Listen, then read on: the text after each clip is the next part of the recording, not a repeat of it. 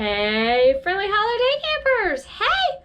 We've got our next project. Now this one will help you figure out how to display all your awesome crafts from Camp Week. So let me show you what I've got. This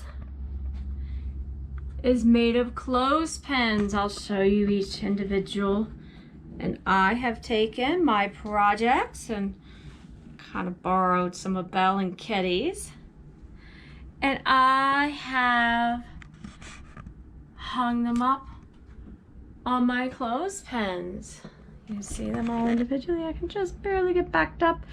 And of course you may want to hang yours straighter, but this is the space I had to put up my crafts. So let me show you how to make this. For this craft, we're going to need 10 wooden clothespins, scissors, a ruler, either tacky glue or hot glue. Now remember, the hot glue is very hot. Older girls and maybe an adult. I will be using the hot glue today so that I can show you me finishing the project without the glue still being wet, because tacky glue takes a while to dry, so this project may take a while. But remember, hot glue is hot. Adult supervision needed. And then some cardboard scraps. And I have this natural fiber twine, and this is what we're going to use. Again, you can use yarn or some other source of string. This is what I happen to have. I have this out in my garage for my plants. I need, around the back, some permanent markers. The fine point worked great. The ultra fine with the little bitty tip worked great for detail work. Now some other things that you could have are, we have some beads. We thought that might be fun to use as eyes, and we have a few googly eyes left, but we've used almost all of them already. We have some thread scraps, whatever you happen to have, and then maybe some felt scraps. And real quick, I wanted to talk about another Girl Scout principle, which is use our resources wisely. Now, when a different craft this was used, and you see the person cut the heart right out of the center, and that's not using your resources wisely. You cut a whole lot. It would have been better to put the heart down here at the corner. So since we're probably just using some little scraps, we can just cut off the little edges on the corner. We don't need to cut in the big thing. Okay, are you ready for me to show you how to do this craft? Yeah!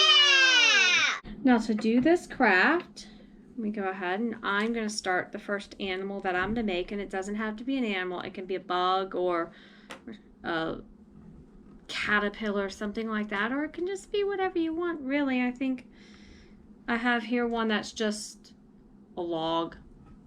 I don't know. So what we do is we're going to take our Sharpie and we're going to color the animal that I'm making as a cat, because we have some cats that live outside, and one of them is kind of black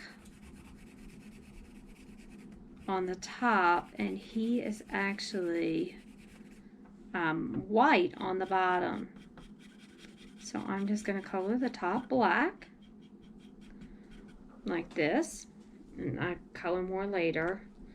I'm showing you, and I have some little kitty ears that I'm going to glue on, and I actually have my tacky glue right now. It's ready to go. So I will put my little tacky glue right there. I will put my little kitty ears, and I could have decorated my kitty ears. Could have put some little pink in there to be like his little kitty ears. And then I have his little kitty tail. And that is just a piece of that embroidery floss that you can use to make bracelets or whatever else. I'm going to end up with glue all over my hands, aren't I? So I will put him still.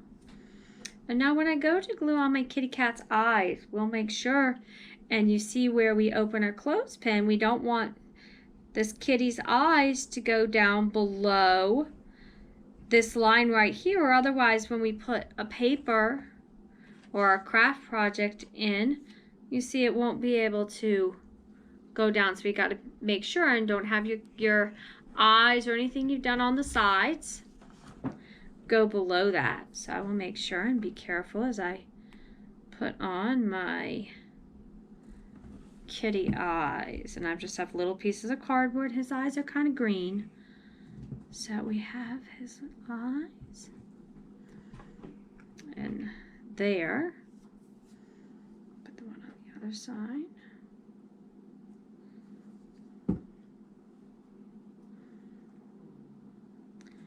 There is my finished kitty. And again, my kitty is just black on the top. He's white on the bottom. And I could give my little kitty a tongue too, but this kitty has a tongue in their mouth. So why don't you go ahead and you can decorate all 10 of your clothespins, and then I will come back and I will show you how to attach the string. One quick tip. Now this is Belle. She's making a doggy, and she put the glue right there, and if she leaves it closed, it's going to glue her clothespin shut. So take a pencil and put it right there in that little spot that's meant to put your clothesline through, and then that way it keeps your jaws separated of your clothespin, so that way you won't glue your clothespin shut. Now we're going to let you watch Chloe decorate her clothespins.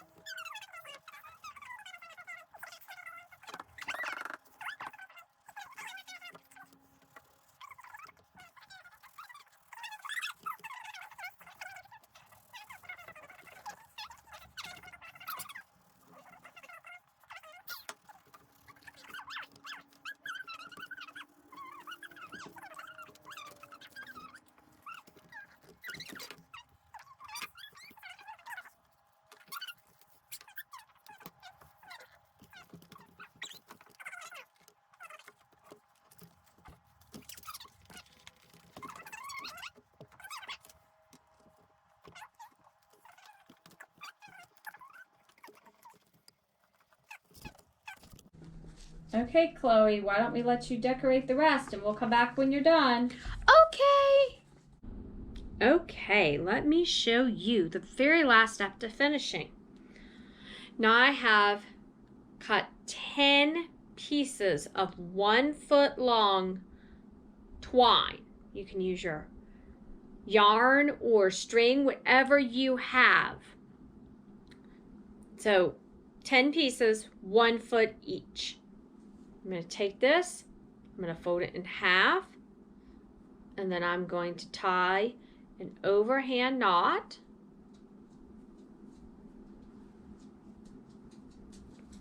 And where I just fold it in half, I can kind of see. I will take my ruler, and I will try and make sure that it's a little less than 1 foot now that I tied the knot in it. And I'm going to pull it. So I try and keep that knot as close to the center as possible. It doesn't have to be exact. So I'm going to take now my overhand knot tied in the middle. I'm going to take one of my finished clips, and this is my green and speckled frog from our song. And I'm going to feed it right through the hinge. And if it's frayed at the end, use a little piece of clear tape. Make your little aglet. Fold it over and roll it up. That's good. Now pull it so that your knot ends up right in the center of your hinge there. Oops, too far, huh? Okay, there we go. So it's sitting right in the middle under there. So we now have our clothespin right in the middle. Now we're going to take this one and we're going to pick up the next one that we have. I already did the rest of mine, so you don't have to sit and watch me do that. I'll take my baby bumblebee. Now I will take the end of my green speckled frog, my baby bumblebee, and I'm going to tie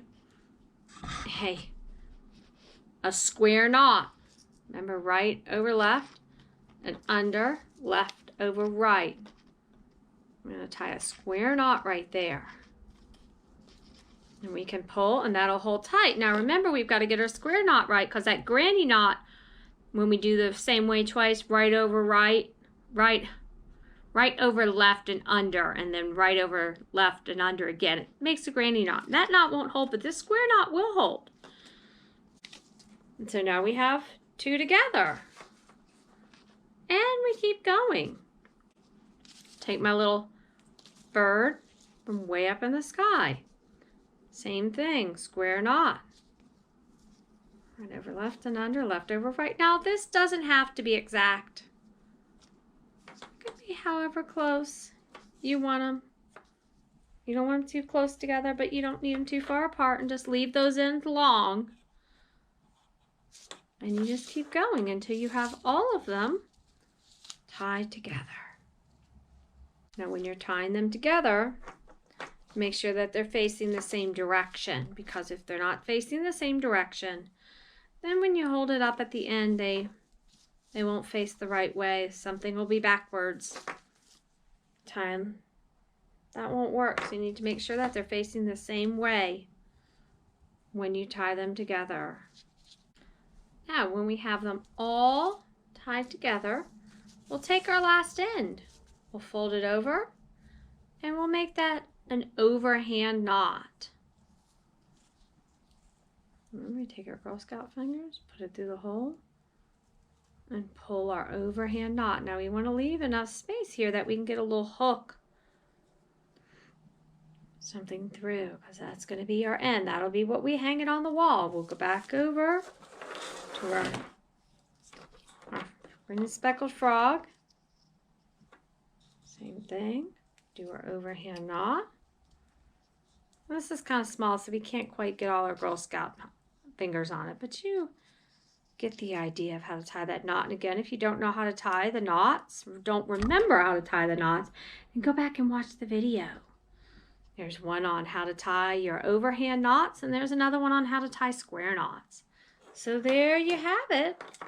And we found for some of our clothespins, they have these little tiny hinges. So putting the knot inside didn't work. So what we did instead is went ahead and we without the knot and made sure that we put our about in the center, and then we could tie our overhand knot.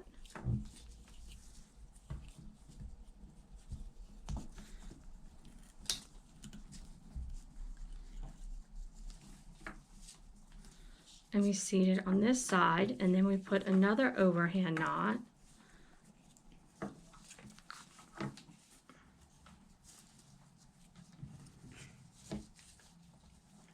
on this side. So then our knots are sitting on each side of our clothespin instead of in the center.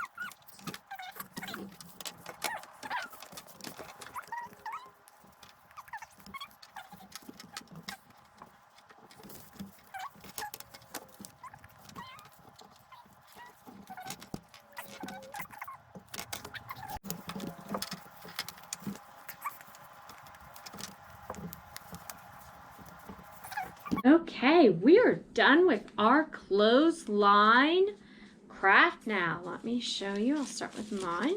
Now I have pinned mine all to a piece of cardboard so you can see mine all together. You, of course, would hang yours on the wall, and you can hang your camp crafts or really whatever you want. You can change your artwork out whenever you want with these. That's the fun part. Let's see what we have here. These are bells. Bells here too. Have hers. Very neat. Now she has Alice the camel over here. And she also has a little upside down person here. Super fun. Let's see what Kitty has. Oh, look at hers. All sorts of things. She's got more dogs right there and some lizards and a ladybug. That's right. And Alice the camel with 7 humps. Wow. Which one's Alice the camel? Blue. Oh, yeah, that's right. She's got a blue camel because her Alice the camel is blue. Very awesome. There we go. And here are Chloe's. Now, Chloe said that some of hers, she made some with food. So we have this one here. That's a French fry dipped in some ketchup. And she had one that was pizza. And then she has like a goldfish. She has all sorts of things right there.